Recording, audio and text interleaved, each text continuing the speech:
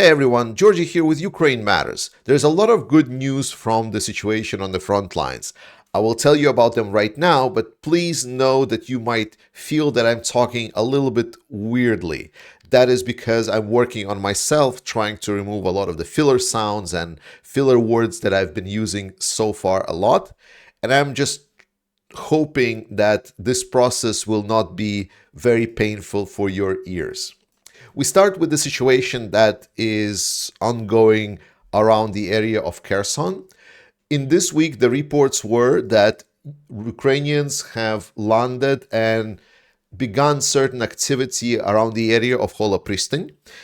It is important part of the Kherson Oblast, and I was telling you before that it's an indicator that Ukrainians would be doing something.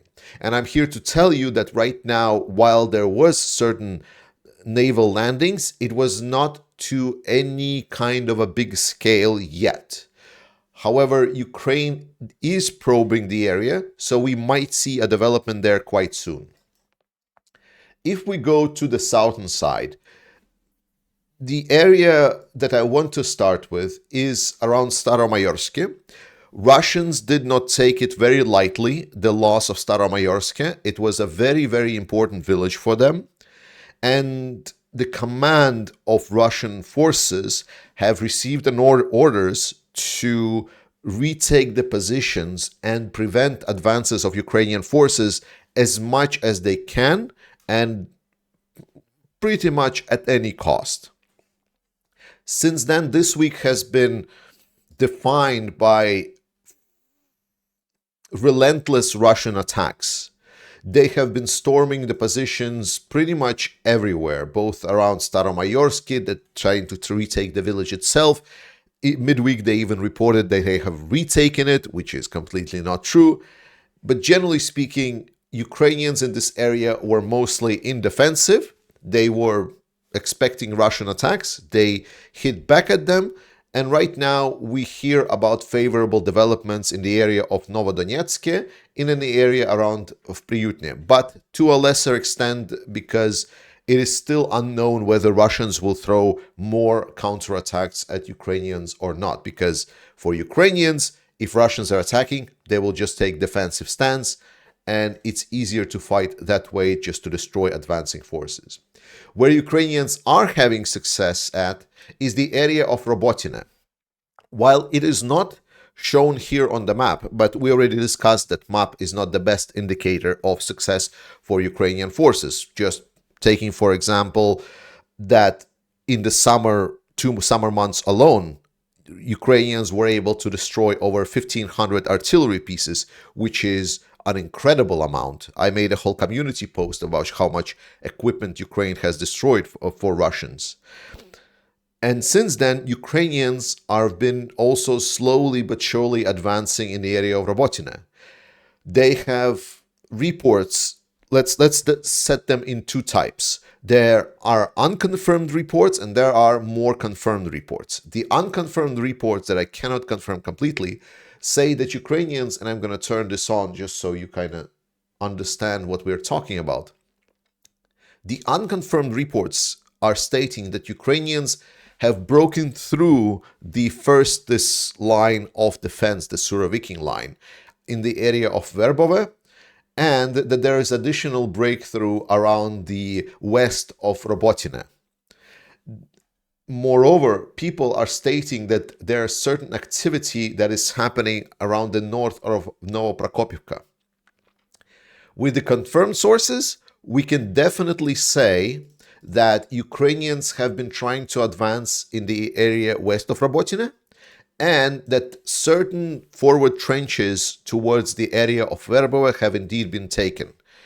I cannot confirm the unconfirmed, hence the unconfirmed, but Ukrainians are having a very nice progress in the area of Robotine if we're talking about penetrating these black lines on the map, which are the Surovikin lines, supposedly the hard defensive lines.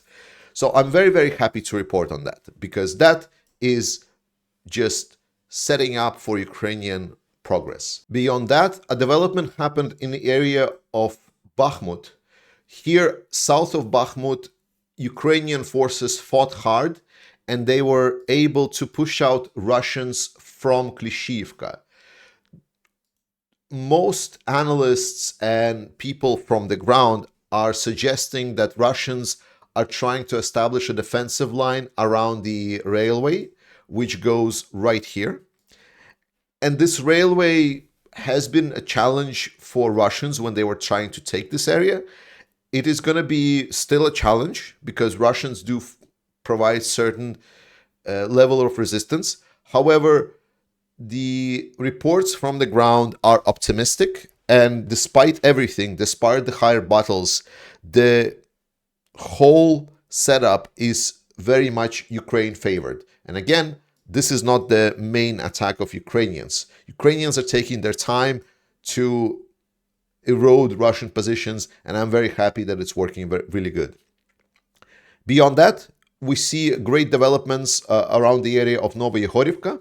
This is where the scary 100,000 Russian attack was ongoing a couple of weeks before. And since then, I told you that we should trust Armed Forces of Ukraine, and Armed Forces of Ukraine since delivered. They have pushed Russians back to the starting positions. There is just a little bit left of the forward positions of the Russians that they've taken over the gray zone. So Ukrainians since then have been very effective at pushing Russians back to their starting position. So that major offensive so far didn't accumulate for anything. The only positive developments that Russians declared last week was that they took a little bit of ground around the village of Novoselyevsk. But all of that is tactical information. What is the general perspective? How long do we expect this to continue? It's a multi-layered question because everything depends on how much resources Russia has, how much Ukraine has, and how much Ukraine is willing to sacrifice. What people are stating is that Ukraine has the resources and Ukraine has the manpower to advance fast. They do. They already, at the current positions, are far enough in certain directions that they can attempt a breakthrough and they can most probably succeed at it and they can achieve their objectives. However, that would also mean that it would increase the losses of Ukrainians dramatically. So, for Ukrainian command, right now, this is a question of how do we prevent more losses for ourselves. This is not as bad of a strategy as one might think. I've talked about the fact that Ukraine needs to capture territory and hopefully they need to capture it fast because of the democratic world and how democratic world works. But what Ukrainians are gambling, if I can say so, they are gambling on that we will capture territory with losing less resources, and in that sense we will leave more resources available for us for future operations, instead of we will capture a lot of territory right now, have significant losses, and then these losses will be replenished to us from the Western allies.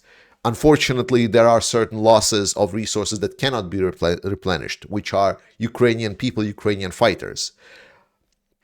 But I think it is something that General Staff of Ukraine is very much aware, and I think that they are trying to prevent as many deaths as possible of their personnel and trying to save as much resources as they can from currently available to them. And this is going well. Their plan is working. We already saw this in action. I already explained it to you for the last month. And the plan is now working. We now have reports, I cannot fully confirm it, but I can confirm it for the most part, is that Russians already don't have a dedicated reserve force. Now, does it mean that they cannot reinforce their position in the area? No, they still can, but it's a matter of then juggling your resources from the front lines. it means that there is no people in the back that are dedicated to support the activities. So all of the forces, at least by certain reports, that were dedicated to this area are now engaged on the front line. This is really bad. This is really, really bad news for Russians. Because while they maybe can relocate resources from the area of Bakhmut or something else, and then try to help sustain the losses that they will start accumulating on the southern direction, it will come at a cost. Russia will start crumbling elsewhere. And this is what Ukrainian command is looking for, and all the signs are pointing to it. Because Russian command, Russian bloggers, everything that is reported, like such as Ukrainians are destroying Russian artillery, Russians reporting nonstop that the counter battery fire is just absent, that their artillery is silent, that they cannot really have an answer for it, that very often they're not getting the resources and support that they need, is all good indicators that whatever Ukraine is doing is working. And again, while certain popular media really wants things to happen in August, I still believe that we should kind of temper our expectations and that any kind of major activities will start appearing closer to September. At least that's what the analysts that I'm listening to are believing. Beyond that, Ukraine is doing an amazing strategic bombing, anti-logistics campaign. It has a lot of implications, so I will talk about this on my second channel, which is called Global Matters. I will post link in the description and video will be available there quite soon. But Ukraine has been striking many targets in Crimea, including railway junctions, storage facilities, ammunition depots, and so on and so on. Everything that Ukraine has been striking in Crimea so far has been targeting at sabotaging Russian logistics long term. This has included Crimean Bridge, certain harbor areas, and now we see that Ukraine has expanded their campaign. And this consists of two parts. First of it is that Russia and Russian blockade that they're technically imposing on Ukraine, preventing ships to go into Ukrainian harbors, gate the grain and then go back. But we see that there has been will from certain countries to not care about that at all. And I believe as the time passes, more and more companies will see the benefits of just loading the grain from Ukraine and getting it out. And most important, something that probably everyone has already heard of, is that Ukraine has launched some drones and struck ships of Russian fleet in Novorossiysk. Now, to put it lightly, Novorossiysk is far. It's a long way off.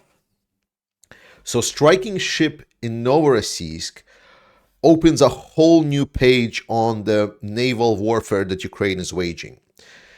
Beyond that, we heard reports that the oil tanker was struck in the area of Crimean Bridge. This is massive. That means that Ukraine is effectively disrupting blockade, or even like in a sense blockading Russians themselves. Because one thing is declaring a blockade, and then the second thing is how are you enforcing that blockade? We saw for sure how Russia would enforce that blockade. They would have their ships that they would fire either at civilian ships or at the harbors of Ukraine and so on, and not let ships enter the harbors. That was understandable. But when Ukraine said that they will counter-blockade Russia, the question was, how would they do this? And now we know the answer. They would now use the drones. The most impressive part about this is that this is just a one-sided effort. It's only damaging Russia. Why?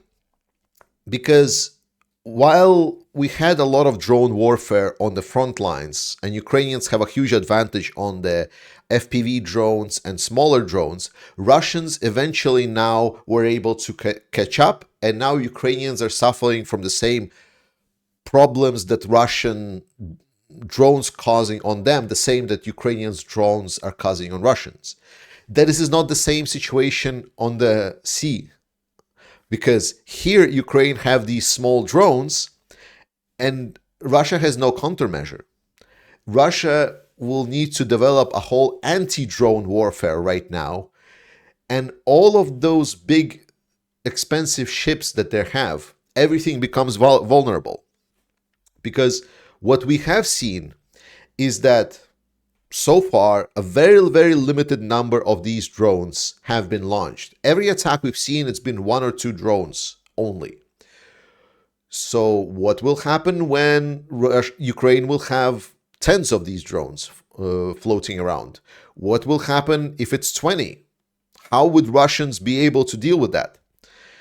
And because of the range of these drones, I'm thinking next step of potential evolution is just, drones hanging around in the sea, like living torpedoes. Any ship that will try to get out of the area will start instantly be targeted by these surface drones. It's an amazing tactic. It's working flawlessly for Ukraine so far. Russia will try to deploy certain countermeasures. We should be very much aware of that. But the good news is that Ukraine is actively enforcing their blockade of Russian harbors, and the ships that are being targeted. Now, if you watch the drone footage, you will see that the drone is not just like ramming in every single ship just by itself. For example, in the tanker that it hit, the tanker was the one that were delivering oil and ammunition to Syria. So it wasn't like a random vessel. And if you saw the video, then you see at the start of the video, the drone circles around. And it seems that they're verifying what is this target, what is this ship, and only then they ram it and then they slam it. So this is not a random drone campaign. This is very, very much targeted to disrupt Russian logistics, all their supplies, and their shipping. This is an amazing development for Ukraine because a lot of Russian power is in naval vessels, and if Ukraine can cancel out that power, oh boy, Russia is going to have it rough. Thank you so much for watching this, guys. Thank you so much for supporting me. Thank you so much for supporting Terra Ops. We're still trying to help them out with the drones. Check out the link to donate to Terra. They're amazing. They're doing a great job. And most importantly, check out the new second channel that I did, and I will post videos there where I'll be sharing my opinion on various stuff. Slava Ukraini. I love you all, and I guys see you next time.